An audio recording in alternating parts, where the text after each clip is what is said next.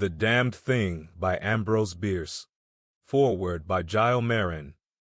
In the shadowed corners of human understanding, there lies a territory uncharted by the limitations of our senses, a realm where the unseen dictates the fabric of our reality with an iron, invisible grip. The Damned Thing, a masterpiece penned by Ambrose Bierce, ventures boldly into this enigmatic domain, challenging the very bedrock of our perception and inviting us to ponder the immeasurable. This narrative is not merely a tale of horror and suspense, but a profound exploration of the unknown forces that lurk just beyond the thin veil of human perception. Through a cleverly structured coroner's inquest and the haunting entries of a journal, Bierce weaves a narrative that is as much a critique of human arrogance in the face of the natural world as it is a gripping tale of the unseen. The story unfurls around the mysterious and gruesome demise of Hugh Morgan, a man who dared to probe into the unseen aspects of nature, only to become a victim to its inexplicable wrath. Bierce masterfully employs the theme of invisibility, not just as a literal unseen force, but as a metaphor for the unknown territories that science and reason have yet to illuminate. It is a reminder of the hubris of mankind, a belief in the ultimate comprehensibility of the universe through the senses we trust. As the narrative unfolds, the reader is compelled to question not only the nature of the unseen force that claims Morgan's life, but also the reliability of their sensory perception. What else might exist just beyond our sight, sound, or touch?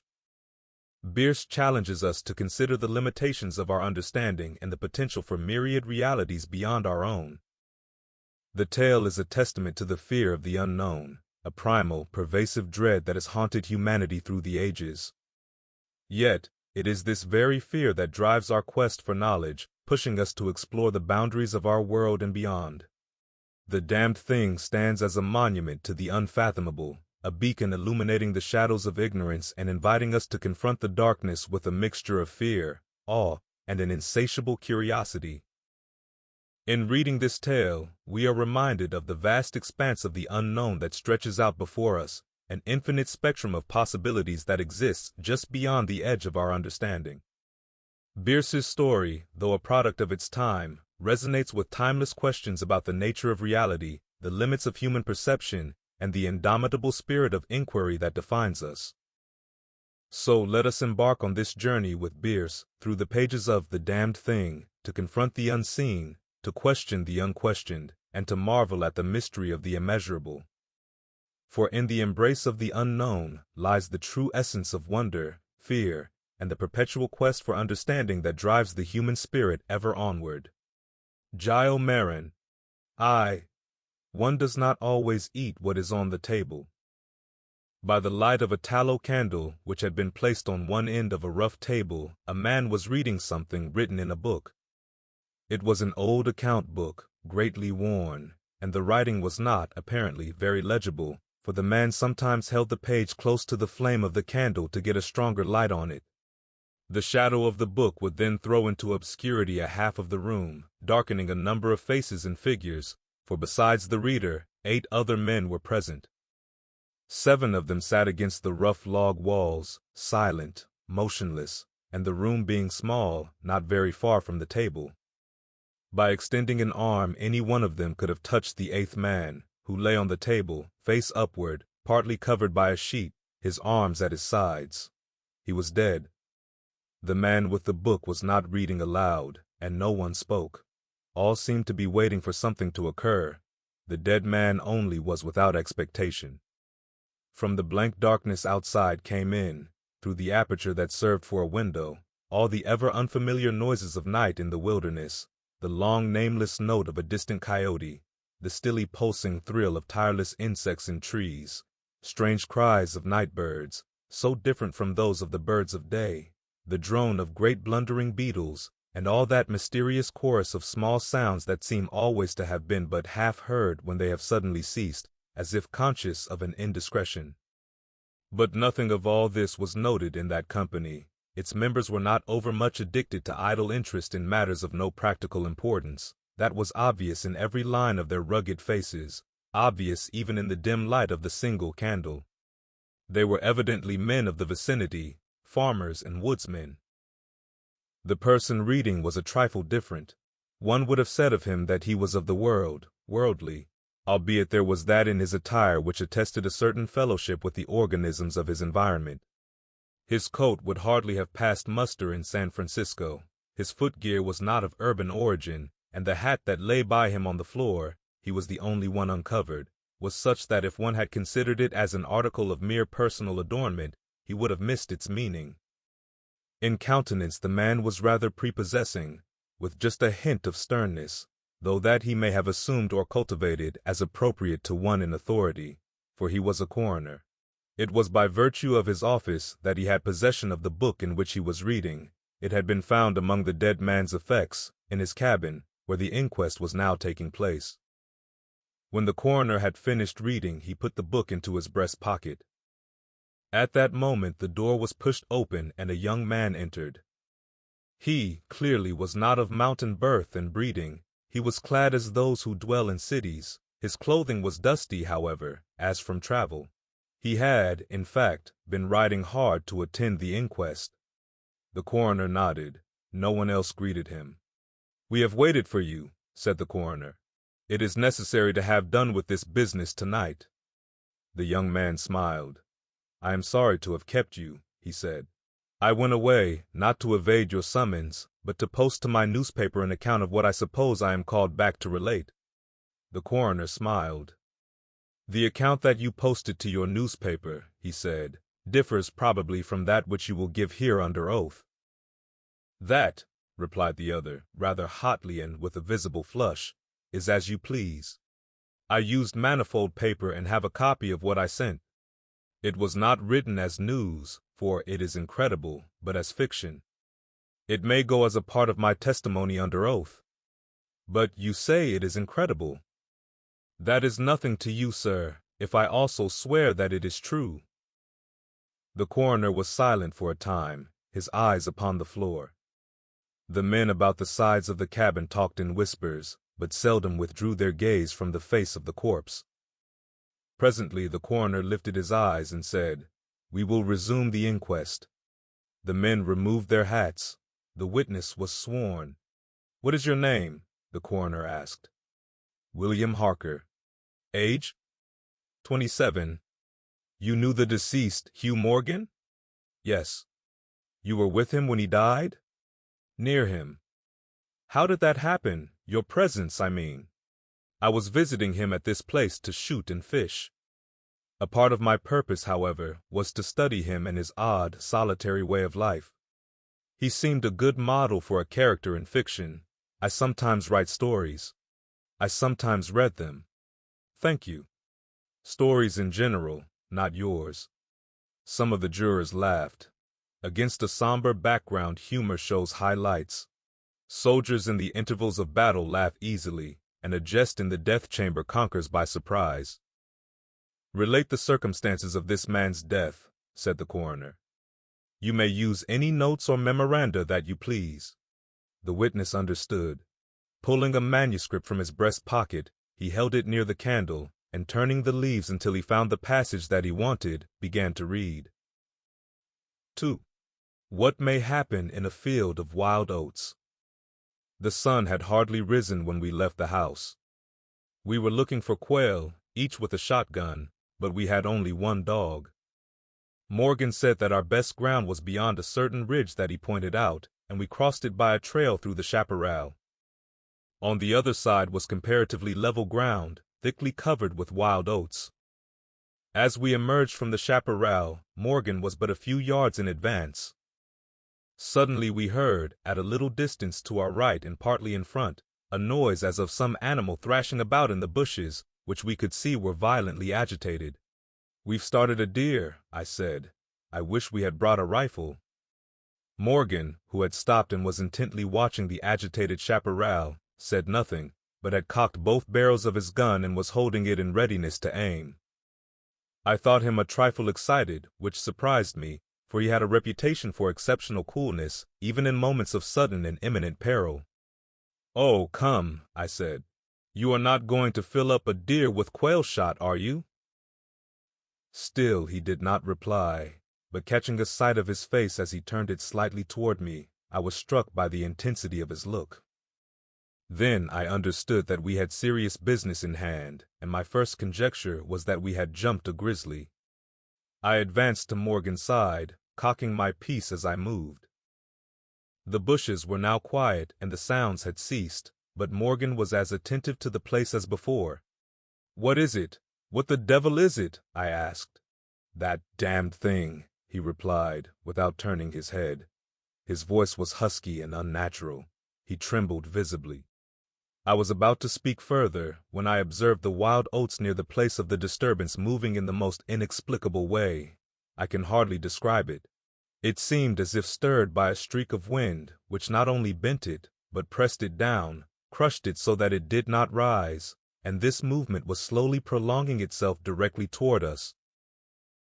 Nothing that I had ever seen had affected me so strangely as this unfamiliar and unaccountable phenomenon, yet I am unable to recall any sense of fear. I remember, and tell it here because, singularly enough, I recollected it then, that once in looking carelessly out of an open window, I momentarily mistook a small tree close at hand for one of a group of larger trees at a little distance away. It looked the same size as the others, but being more distinctly and sharply defined in mass and detail, seemed out of harmony with them. It was a mere falsification of the law of aerial perspective, but it startled, almost terrified me. We so rely upon the orderly operation of familiar natural laws that any seeming suspension of them is noted as a menace to our safety, a warning of unthinkable calamity. So now the apparently causeless movement of the herbage and the slow, undeviating approach of the line of disturbance were distinctly disquieting. My companion appeared actually frightened, and I could hardly credit my senses when I saw him suddenly throw his gun to his shoulder and fire both barrels at the agitated grain.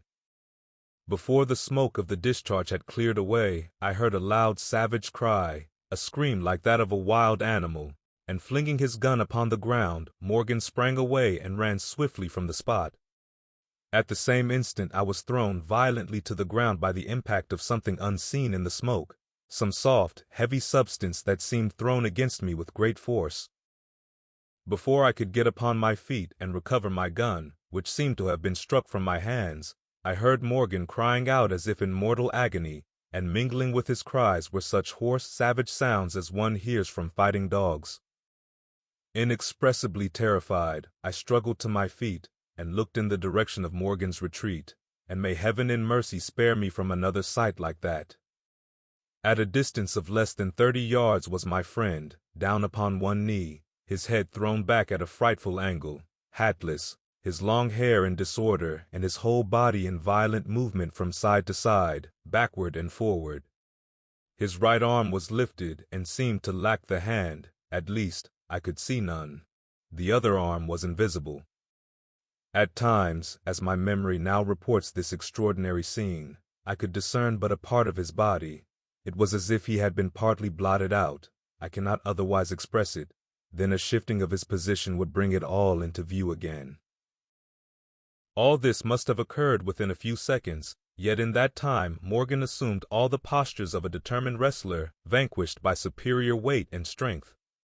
I saw nothing but him, and him not always distinctly. During the entire incident his shouts and curses were heard, as if through an enveloping uproar of such sounds of rage and fury as I had never heard from the throat of man or brute. For a moment only I stood irresolute. Then throwing down my gun I ran forward to my friend's assistance. I had a vague belief that he was suffering from a fit or some form of convulsion. Before I could reach his side he was down and quiet. All sounds had ceased, but with a feeling of such terror as even these awful events had not inspired, I now saw again the mysterious movement of the wild oats, prolonging itself from the trampled area about the prostrate man toward the edge of a wood. It was only when it had reached the wood that I was able to withdraw my eyes and look at my companion. He was dead. 3. A man, though naked, may be in rags. The coroner rose from his seat and stood beside the dead man.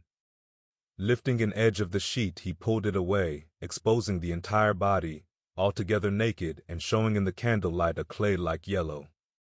It had, however, broad maculations of bluish black, obviously caused by extravasated blood from contusions. The chest and sides looked as if they had been beaten with a bludgeon. There were dreadful lacerations. The skin was torn in strips and shreds.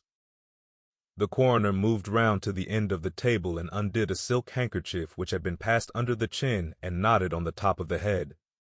When the handkerchief was drawn away, it exposed what had been the throat. Some of the jurors who had risen to get a better view repented their curiosity and turned away their faces.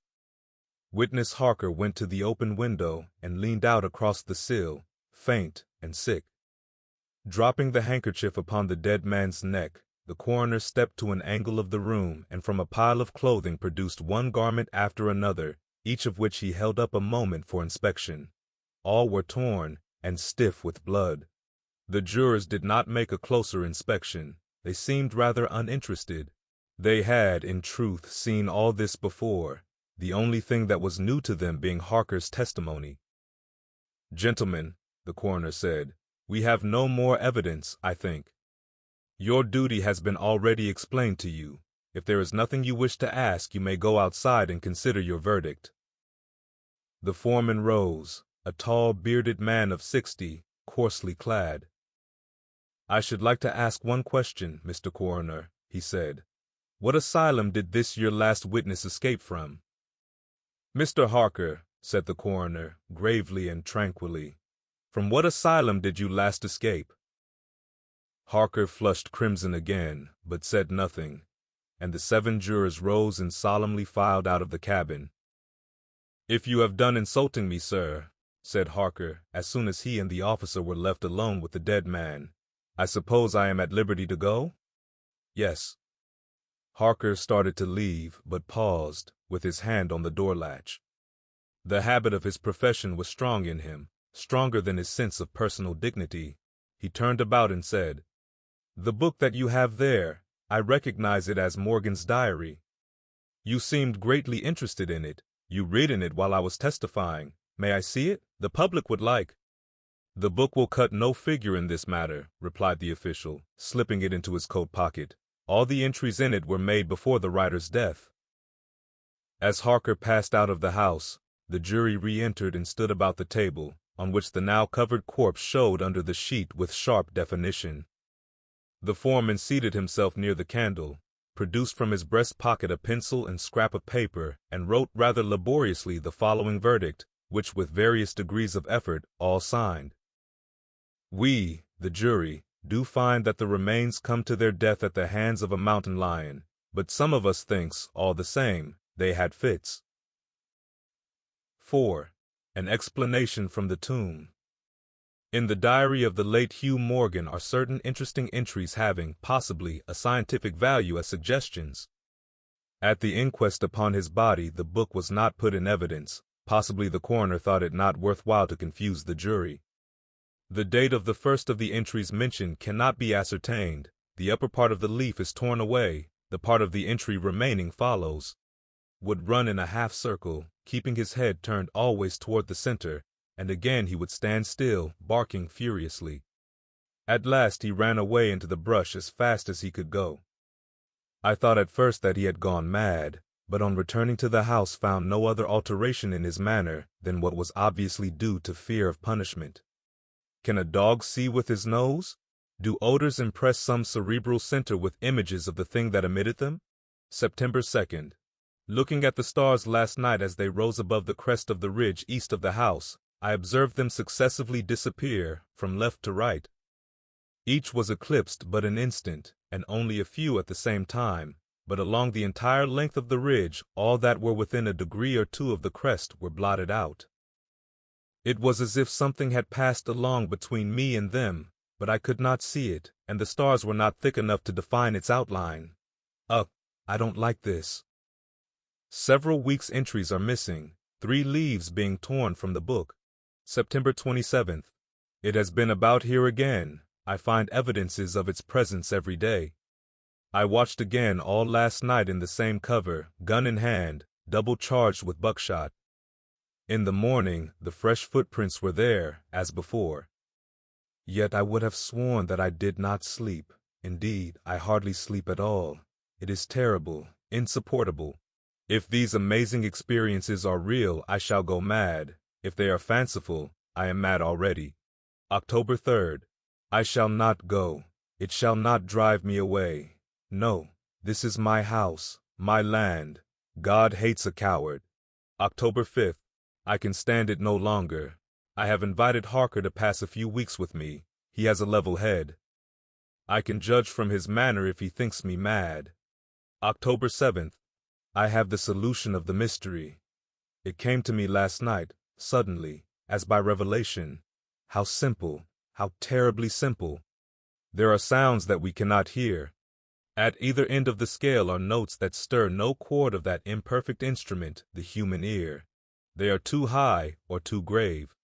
I have observed a flock of blackbirds occupying an entire treetop, the tops of several trees, and all in full song. Suddenly, in a moment, at absolutely the same instant, all spring into the air and fly away. How? They could not all see one another. Whole treetops intervened. At no point could a leader have been visible to all. There must have been a signal of warning or command, high and shrill above the din, but by me unheard. I have observed, too, the same simultaneous flight when all were silent, among not only blackbirds but other birds, quail for example, widely separated by bushes, even on opposite sides of a hill. It is known to seamen that a school of whales basking or sporting on the surface of the ocean, miles apart, with the convexity of the earth between, will sometimes dive at the same instant, all gone out of sight in a moment. The signal has been sounded, too grave for the ear of the sailor at the masthead and his comrades on the deck, who nevertheless feel its vibrations in the ship as the stones of a cathedral are stirred by the bass of the organ. As with sounds, so with colors. At each end of the solar spectrum, the chemist can detect the presence of what are known as actinic rays. They represent colors, integral colors in the composition of light, which we are unable to discern. The human eye is an imperfect instrument. Its range is but a few octaves of the real chromatic scale. I am not mad. There are colors that we cannot see. And, God help me, the damned thing is of such a color. The end. From all of us at Geo's World, we hope you have enjoyed this classic sci-fi story written by Ambrose Bierce. Have a great day, and stay curious.